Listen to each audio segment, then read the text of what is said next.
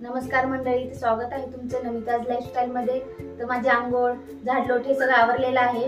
आता आज मी बनवणार आहे नाश्त्याला इडली आणि चटणी। चला आता मी इडल्या करून घेते। इथे मी पाणी गरम करायला ठेवलेलं आहे, इथे दूध ठेवलेलं आहे दूध तापायला। आणि आता आपण इडल्या करूया। बघा आपण इडलीचे पीठ आता किती छान फुगलेलं आहे। हे बघा किती छान फुगलेलं आहे। त्याच्यात मी थोडा सुद्धा सोड्याचा वापर केलेला नाहीये। हे बघा किती छान असं फर्मेट झालेलं आहे। चला आता मी ह्याच्या इडल्या करून घेते। याच्यात 1 चमचा मीठ टाकते चवीनुसार।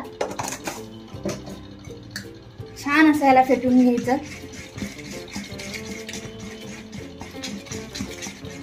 म्हणजे आपली इडली छान अशी सॉफ्ट होते।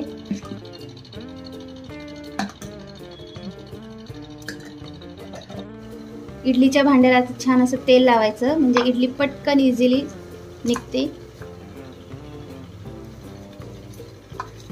त्याच्यात टाकते मी बॅटर सोडून घ्यायचं।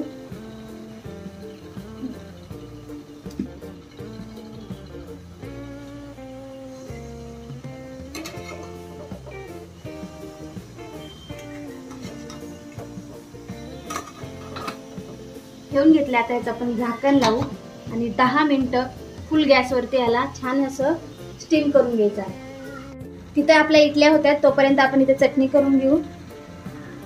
ओलं खोबरं,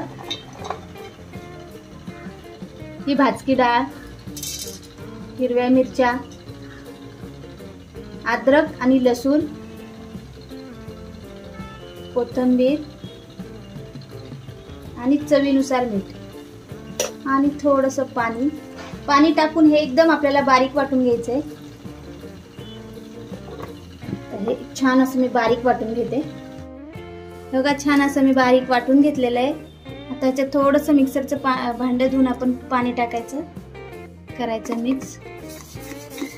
आता ह्याच्यावर आपण तडका टाकू। आपण तडका देऊ, थोडंसं तेल, थोडीशी मोहरी, थोडंसं जिरं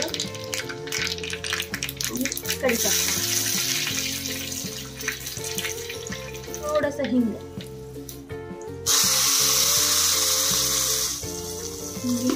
चांगलं मिक्स करायचं।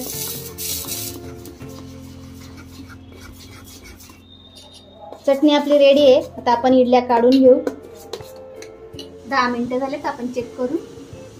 बघा छान अशा आपल्या इडल्या फुगलेल्या आहेत। आता हे काढून घेऊ आपण। बघा इडली छान फुगलेली आहे। बघा किती सॉफ्ट आपली इडली झालेली आहे।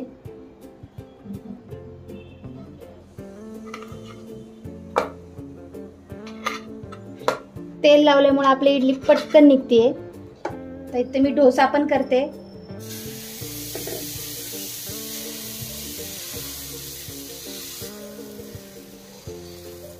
मी केलाय हा स्पंज डोसा। इकडे चहा पण ठेवलेला आहे। थोडंसं तेल टाकायचं। बघा किती छान जाळी सुटलेली आहे।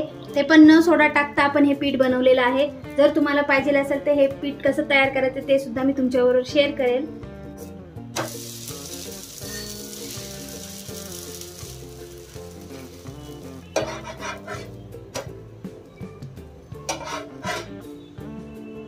माझा नाश्ता रेडी आहे। चला आता मी नाश्ता करून घेते। माझा व्हिडिओ जर तुम्हाला आवडला असेल तर व्हिडिओला लाईक करा, शेअर करा आणि चॅनलला सबस्क्राईब करा। धन्यवाद।